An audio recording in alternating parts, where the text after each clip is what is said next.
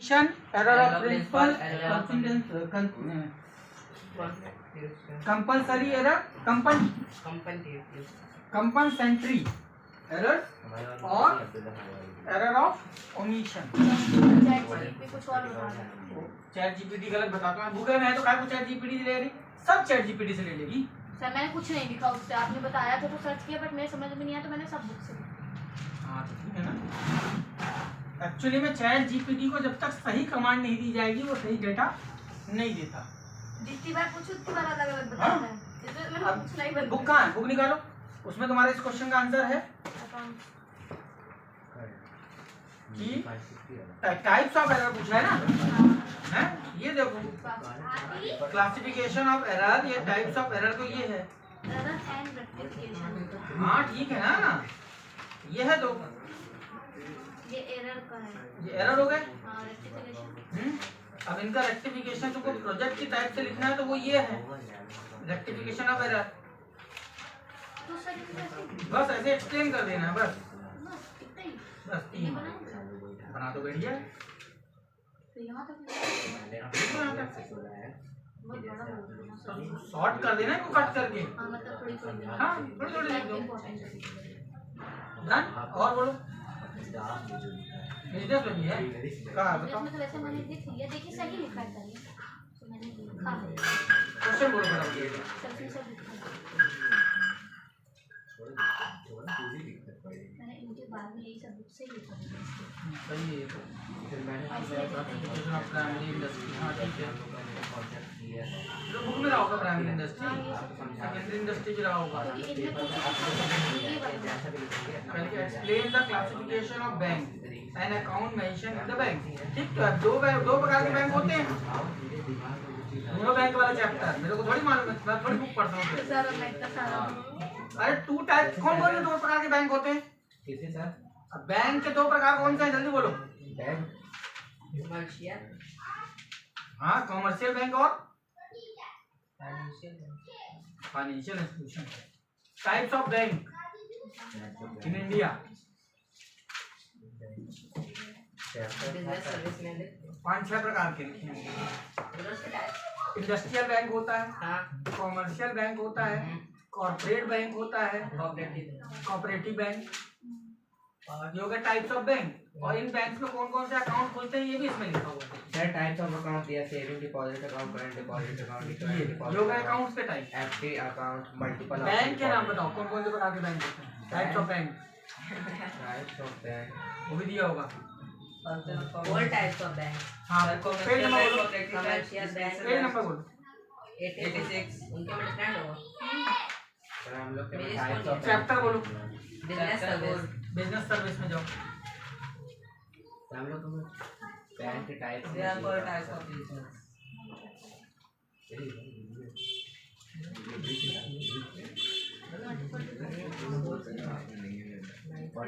Saving account, ये account के type होगा, बैंक यहाँ लिखे होंगे देखो, टाइप्स ऑफ बैंक। ठीक है, प्रॉब्लम सॉल्व। ये फोल्ड कर दो तो भूल जाएगी। टाइप्स ऑफ बैंक है और आगे टाइप्स ऑफ अकाउंट। अभी एक्सप्लेन करूंगा मैं तो ऑलरेडी और क्लियर हो जाएगा तुमको। अभी तुमको अपना प्रोजेक्ट बनाओ। और कोई डन? चलो कहाँ तक हुआ था? सेकेंड चैप्टर कहाँ था अपन का? आईएएस वाला हो गया था, कौन पढ़ा रहा है? जीएसटी हो गया था, बिजनेस पढ़ा रहे हाँ ये पैसे हुआ था। है ना? जीएसटी में वहाँ टीचर ऑफ जीएसटी पढ़ा दिया था। ऑब्जेक्टिव भी बता दीजिए। ऑब्जेक्टिव बता देगा, एडवांटेज उतना इम्पोर्टेंट नहीं। अब आ जाओ नेक्स्ट, अकाउंटिंग इक्वेशन का था, है ना? अकाउंटिंग इक्वेशन की थ्योरी क्या कहती है? What is accounting equation? Book है ना? अरे है, आज तो देवी बोल है ना। अकाउंटिंग इक्वेशन क्या होती है, जल्दी बोलो। What do you mean by accounting equation?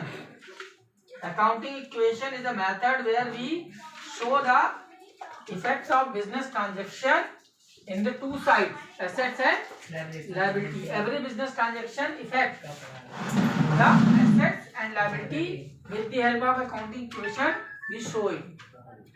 पूरा फिर से बोल रहा हूँ, अकाउंटिंग इक्वेशन वो तरीका है क्योंकि हर बिजनेस ट्रांजेक्शन एसेट और लायबिलिटी में अपना इफेक्ट डालता है, तो उसका इफेक्ट को शो करने के लिए वी प्रिपेयर अकाउंटिंग इक्वेशन।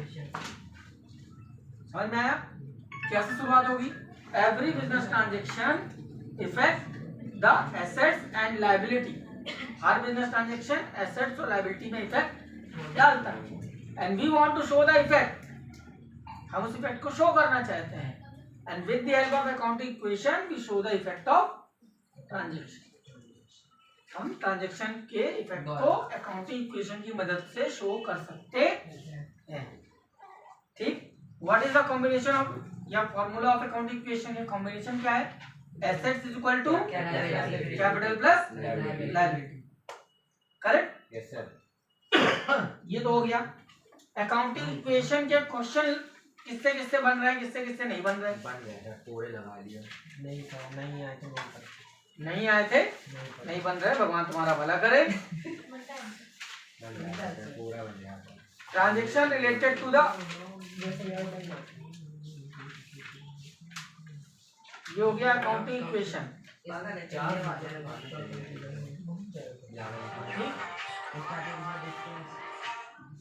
अब अकाउंटिंग इक्वेशन को ध्यान रखना, एग्जाम के पॉइंट ऑफ व्यू से अगर मैं बोलूं तो वो क्वेश्चन तैयार करना जो छोटे हैं। Yes sir. जस्ट आपके 1 2 3 4 5 6 8 9 12 13। अब ये तो मैं सारे बोल गया, सारे टिक करने की जरूरत थोड़ी है। इनमें से कोई 4 या 5 तरीका आपसे बनना चाहिए। ठीक है ना? एक चीज जरूर क्लियर कर लेना अपने अपने स्कूल में सब लोग कि 14 और 15 नंबर आपके स्कूल में करवाए हैं कि नहीं करवाए?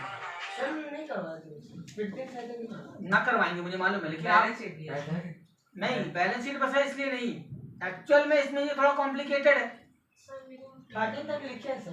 है ना? तो इसका एक चेक ये भी कर सकते हो कि क्या क्वार्टरली या हाफ ईयरली में ये दिए हैं कि नहीं। नहीं, अगर नहीं दिए तो एनुअल में भी ना देंगे, दिमाग बैठा के रखना। क्योंकि अगर देना होता तो क्वार्टरली में दे लेते, क्योंकि हाफ ईयरली में चैप्टर्स और बढ़ जाते हैं, एनुअल में चैप्टर और बढ़ जाते हैं। तो अब हाफ ईयरली में पता चल जाएगा। तो बहुत ज्यादा 15 पे बहुत ज्यादा फोकस करने की जरूरत नहीं। तो आप इनमें स्टार्टिंग के 3-4 क्वेश्चन में फोकस करो। अब तुम किससे अकाउंटिंग क्वेश्चन नहीं आता ये बताओ? नहीं आता तुमसे 2 लोगों से नहीं आता। ठीक, अकाउंटिंग इक्वेशन सुनो, अकाउंटिंग इक्वेशन मैं आप दोनों को अलग से बता दूंगा, ठीक है ना? जब तक ये लोग दूसरी चीज तैयार करेंगे। अब अगले चैप्टर में चलते हैं। Recording of business transaction, rules of debit and credit. What are the 3 golden rule? 3 golden rule क्या है? Debit the receiver, credit the giver. Debit was comes in, credit was goes out. Debit is expense and losses, credit is income. ठीक, But आज हल, पाने वाला देने वाला, आए जाए हानि लाभ। लेकिन आप इस तरह से लिखेंगे तो आपको वो नुकसान होगा, लाभ ना होगा। अगर इंग्लिश मीडियम पढ़ते हैं अरे तो भी आपको जिस तरह उसने बोला उस वर्ड में लिखना पड़ेगा। तो आपके 3 प्रकार के अकाउंट होते हैं। कौन कौन से अकाउंट होते हैं? Personal, real, nominal. ठीक, तो पहले आप हेडिंग डालेंगे। अगर आ गया एक्सप्लेन गोल्डन रूल, ये राइट गोल्डन रूल, तो आप पहले लिखेंगे पर्सनल अकाउंट। ठीक, what is the rule personal account का? रिसीवर गिवर, ये रूल सीखा ना? Yes sir. पर्सनल का क्या है? Receiver giver. रियल का क्या है? कम गो। और नॉमिनल का क्या है? है ना, एक्सपेंस और इनकम। तो आप यहाँ पे उसको जिस तरह से उसने बताया, क्या debit the receiver,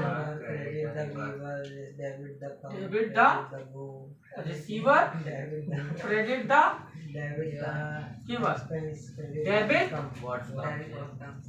what come, credit what Debit the expense, credit the debit Debit expense and loss. debit all expense and losses, expense and loss, credit all all income and gain. Income and Loss gain, income और profit same ही होते हैं। है ना, income और gain. ये आपके rule हो गए 3। What is personal account, what is real account, what is nominal account. अगर आ जाए एक्सप्लेन टाइप ऑफ अकाउंट, तो personal account is account where we record the name of the person and organization, नाम और संस्था, इसको पर्सनल अकाउंट बोलेंगे। नाम राम श्याम गोपाल संजय रवि, Yes, sir. संस्था, Trade mark. संस्था कौन होगी, नाम sir. Reliance, Tata, Ram Kumar and sons, Sunny provision, एक तरह की जो भी नाम आप लिखना चाहो, हाँ, तो वो बन जाएगा क्या, Real. Personal account. Real mean real इसके अंदर दो रहते हैं। The assets, Assets. All assets are real. Example land, building, table, chair, furniture, Tangible assets. These are called tangible. Real. Nominal means नाम केवल नाम के द बाद accounts those have only name, they don't have their physical identity. Sales salary ऐसी चीजें जिनका physical कोई एग्जिस्टेंस नहीं होता, rank, salary, patent, trademark, copyright, goodwill goodwill, ये वो चीजें हैं जिनका फिजिकल प्रेजेंस नहीं होता। नहीं है, केवल नाम। तो ये हो गया नॉमिनल अकाउंट। तो टाइप्स ऑफ अकाउंट बन जाएगा, Yes, sir. 3 golden rule Yes. Yes, sir. बन जाएगा। Yes, sir. चलिए अगला, और इसमें क्या है ऐसा, अच्छा तो सर अब बिजनेस पूरी खत्म कर दी है। हाँ भाई बस आधे घंटे बाद शुरू करेंगे। बिजनेस खत्म। खत्म कर दिया, हाल हुआ तो हुआ। 2 मिनट बनाया, भंडारे से बंटवा दिया। हाँ बेटा, अभी तुम्हारा थोड़ा इसमें मॉडर्न अप्रोच। बड़ी खतरनाक है। व्हाट इज ट्रेडिशनल अप्रोच, पहले ये बताओ। चलो अप्रोच ऑफ अकाउंटिंग, भाई तुम अब एडिशन भी है और ट्रेडिशनल अप्रोच थी पर्सनल अकाउंट, रियल अकाउंट और नॉमिनल अकाउंट, यस सर। ये थी ट्रेडिशनल। ठीक है ना, हम लोग ट्रेडिशनल वे में ही अकाउंटिंग को सॉल्व भी करते हैं। मॉडर्न अप्रोच क्या कहती है, asset liability capital assets, liability और कैपिटल के फॉर्म में आपको चीजें लिखनी है। तो मॉडर्न अप्रोच कह रही है कि हर बिजनेस में कुछ एसेट्स होगी, कुछ लायबिलिटीज होंगी, कैपिटल होगी, इनकम होगी, कुछ खर्चे होंगे। इसको बोलते हैं मॉडर्न अप्रोच। मॉडर्न अप्रोच में 5 आइटम है, क्या, asset liability assets, liability, capital, expense, income. Yes sir. ठीक, अरे यार यही तो है पूरे। काम और गो में क्या लिखते थे, एसेट और लायबिलिटी, ये लिखते थे ना, एसेट्स, लायबिलिटी, एक्सपेंस और इनकम। लायबिलिटी लॉस, ठीक, प्रॉफिट। और अगला क्या था, कैपिटल। कैपिटल एसेट कैपिटल कोई ना कोई पर्सन लगाएगा। तो ये मॉडर्न अप्रोच है कि हम एसेट्स और लायबिलिटी देखते हैं, कैपिटल कैपिटल देखते हैं, एक्सपेंस देखते हैं, इनकम देखते हैं। डन। और ट्रेडिशनल पुराना तरीका क्या था, पर्सनल, हम पूरे चीजों को 3 अकाउंट में बांट देते हैं, पर्सनल, रियल और नॉमिनल। एग्जाम में ऐसा नहीं आता what is the modern approach of accounting. ठीक है ना, इस चैप्टर से ज्यादातर क्वेश्चन आते हैं ये 2 golden rules. Golden, what is golden rule? तो गोल्डन रूल 3 मालूम है, 3 अकाउंट कौन से हैं उसका क्वेश्चन आता है, और एक क्वेश्चन आया था आपका जर्नल एंट्री, जर्नल एंट्री। ठीक, दीज आर जर्नल एंट्री, इसमें और कुछ नहीं है। Source of document that is voucher, personal account है। सोर्स ऑफ डॉक्यूमेंट या वाउचर। इसका पहला है characteristics of source of document और द वाउचर। जो वाउचर होता है उसका मेन कैरेक्टरिस्टिक्स क्या होता है, पेज नंबर 82। वाउचर का कैरेक्टरिस्टिक्स, अब इसमें 5 पॉइंट लिखे हैं। इन पांचों पॉइंट को अंडरलाइन करो, मैं बता रहा हूँ क्या क्या वर्ड। पहला रिटर्न, जो वाउचर होगा वो लिखा हुआ होगा। दूसरा एविडेंस होगा, है ना। तीसरा वेरीफाइड, आप उसे चेक कर सकते हैं ट्रांजैक्शन मिला नहीं मिला। हाँ ठीक है ना। तो इसका ये लिखा है ना, अली भाई का काम वाउचर के टाइप दे दिए तुम्हारे, उसने कैरेक्टरिस्टिक्स ऑफ वाउचर देखो कहीं दिया है? नहीं देखो, वो जितना जो उतना पढ़ेंगे, टाइप ऑफ वाउचर तो पढ़ाऊंगा ना। पहला कैरेक्टरिस्टिक्स क्या है, लिखित में होगा। दूसरा एविडेंस का काम करेगा। तीसरा इसको चेक कर सकते हैं कि हाँ ये हुआ है या नहीं, फर्जी तो नहीं है। चौथा फुल डिस्क्रिप्शन, पूरा डिटेल में बनाया जाता है, ठीक है ना। जब कोई कभी आप दवाई की दुकान वाले से बिल लेना, वो खाली दवाई का नाम नहीं लिखता, दवाई का नाम, उसका फार्मूला, कंपनी का नाम, अमाउंट तो लिखवा करेगा, एक्सपायरी तो सब लिखेगा, यानी फुल डिटेल में लिखता है। क्यों?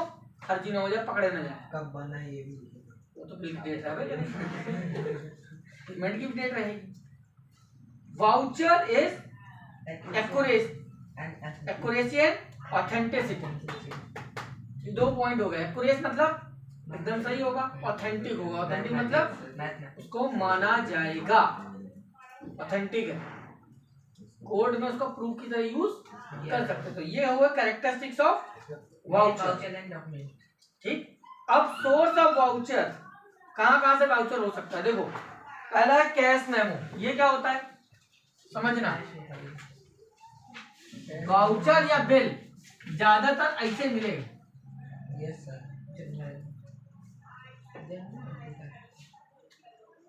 मैं तो आपको स्ट्रक्चर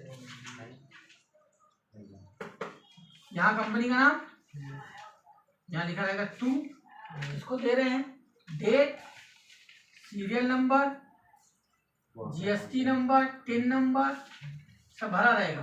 टेन नंबर क्या होता है सर? टैक्स आइडेंटिफिकेशन नंबर, ठीक। सिग्नेचर, सील के लिए जगह रहेगी, और यहाँ कुछ नोट लिखा रहेगा, बिका हुआ माल वापस नहीं होगा, टूट फूट लेनी देनी, भूल चूक लेनी देनी, कुछ लिखा रहेगा। जैसे धोबी क्या, तुम कपड़ा दे के आओ तो उसमें कुछ नोट लिखा मिलेगा। ड्यू डेट के 15 दिन बाद तक अगर आप प्रोडक्ट लेने नहीं आते तो प्रोडक्ट की हमारी जिम्मेदारी नहीं होगी, कपड़ों की हमारी जिम्मेदारी नहीं है ना। जो डेट डली है कि 15 तारीख को ले जाओ, तो 30 तक नहीं आए तो 31 को चूहा खाए चाहे हाथी, हमको लेना देना नहीं है। मिल गया तो तुम्हारा, नहीं तो राम राम। डन, समझ में आई बात। ये होता है वाउचर। अब देखो ध्यान से, नहीं इसमें लिखा रहता है जैसे कैश मेमो, तो ये इस बात का सबूत है कि पैसा पेमेंट हुआ, जो भी हुआ कैश मेमो। तो यहाँ क्या लिखा होगा, कैश मेमो। पैसे के लेन देन में इसका उपयोग होगा। क्रेडिट मेमो भी लिखा होगा, सब आएंगे। जो एक अगला क्या है देखो, इनवॉइस। तो यहाँ लिखा होगा क्या, इनवॉइस। ये क्या है, ये एक तरीके, जैसे देखो समझो, जब तुम अभी बाइक लेने जाओ, ध्यान से समझना, तुम बाइक लेने गए तो तुमको बैठाएगा, बढ़िया बैठिए, चाय पिलाएगा, है ना, आपसे गाड़ी वाड़ी दिखाएगा आपको, फिर गाड़ी दिखाने का फिर वापस लाएगा, फिर बैठाएगा, फिर बोलेगा देखिए ये देखी पड़ेगी, इसमें ये एक्सेसरीज लगेगी, ये 5 साल का इंश्योरेंस होगा, सब बना रहा है कागज में, ऐसा बना के दिया मेरे को कागज में अभी, है ना। और उसके ऊपर जाके देखना क्या लिखा है, उसके ऊपर लिखा होगा इनवॉइस। ऐसा इनवॉइस, उस पर ना तो पेमेंट लिखी है, पैसा मिल गया या उधार है, उस सेल्स नहीं हुआ है, तो खाली आपको बताने के लिए वो एक बिल बना है कि ये पकड़िए, आपको बाइक लगभग इतनी पड़ेगी, और जाने से पहले बोल देगा ये आज का रेट है, कल आप चढ़ेंगे तो रेट का होगा, इस बात की कोई गारंटी। आपसे नहीं बोला अच्छी बात, लेकिन लेके जाओगे ना तो बोलोगे पहले 95 की बोले थे, अब 99 की काहे, तो ये कब का रेट है, 1 साल पहले। सर इनवॉइस मींस तो स्कूल में वो बताया क्रेडिट क्रेडिट स्कूल वाले क्या लिखा पढ़ो। उसमें मैं पहले मेरे को लगा कि वो स्पेसिमेन बना के दिया केवल सेल की वेरीफाई कर दिया है ना, क्या बता रहा है वो, सेल्स की सेल्स को वेरीफाई करना है कि हाँ ये सामान कितने का, ठीक है ना। अगला क्या लिखा पढ़ो, रिसिप्ट। रिसिप्ट क्या है, इस बिल यहाँ लिखा होगा रिसिप्ट।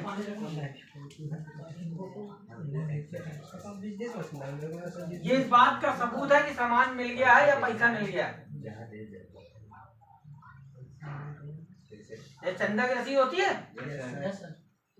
दो रसीद रहती है, उसमें क्या रहता है सबूत कि पैसा दे दिया गया। आपके पास जो रसीद है ये सबूत है कि तुमने पैसा दे दिया, उसके पास जो पंचा है वो क्या बात, क्या इस बात का सबूत है कि पैसा मिल गया, है ना। उसमें रिसिप्ट लिखा रहेगा कि पैसे का पेमेंट हो चुका है। जैसे इनवाइस बना, समझना बात को, इनवाइस बनी, बात समझना, इनवाइस बनी और आपने बाइक उठा ली तो उसी बिल में ना लिख देगा पेड,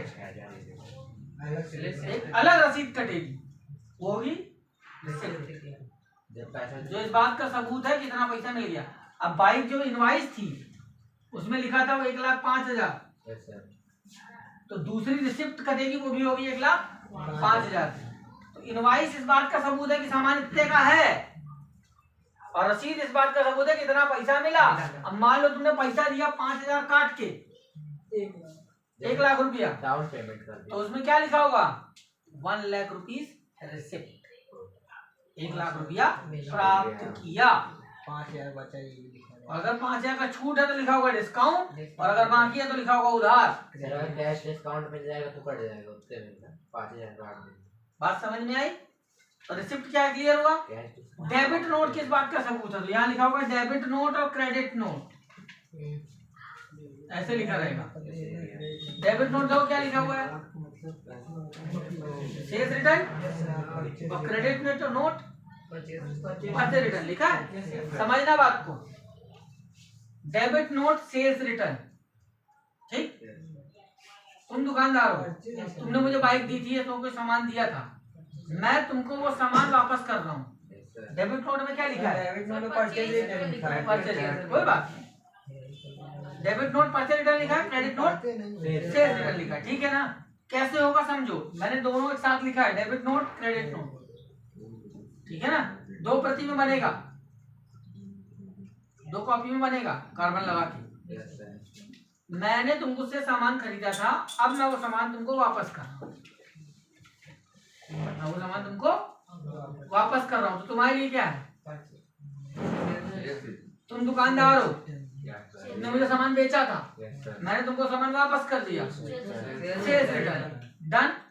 समझना, तुम एक बिल बनाओगे, अभी ये मान लो छोड़ दो, नहीं लिखा, ये सामान इस व्यक्ति ने इतने रुपये का वापस किया, ठीक। जब उसको पढ़ोगे तो मेरे वाले में क्या टिक करोगे, डेबिट नोट, क्योंकि मेरे लिए वो परचेज थी। अपने वाले में क्या टिक करोगे, क्योंकि वो तुम्हारे लिए। बात समझ में आई। तो डेबिट नोट और क्रेडिट नोट किस बात का सबूत है, कि सामान वापस हुआ। अब याद कैसे रहेगा कि डेबिट नोट में क्या जाता है, क्रेडिट नोट में क्या जाता है। डेबिट नोट परचेज रिटर्न होता है, कैसे याद रहेगा,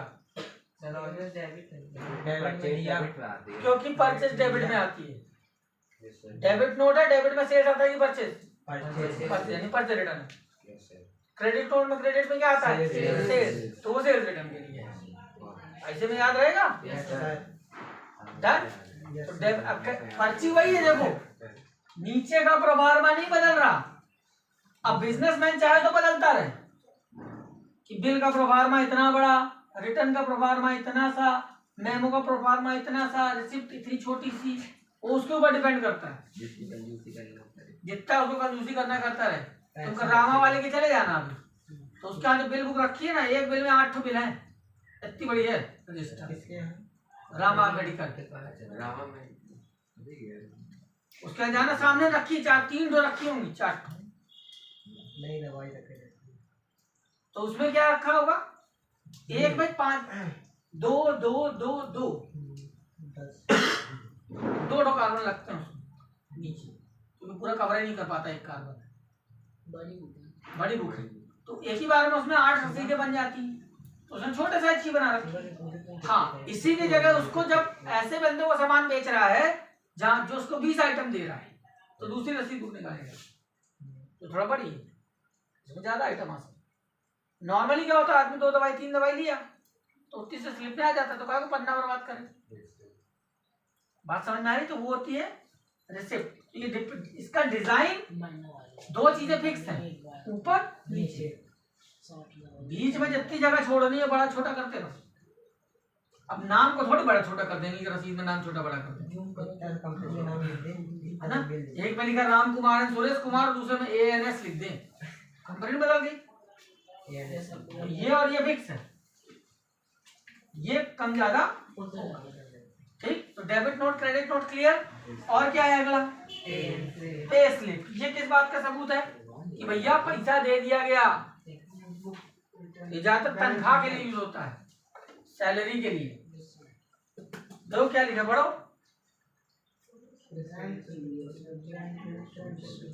क्या लिखा है, बैंक में यूज हो रही है।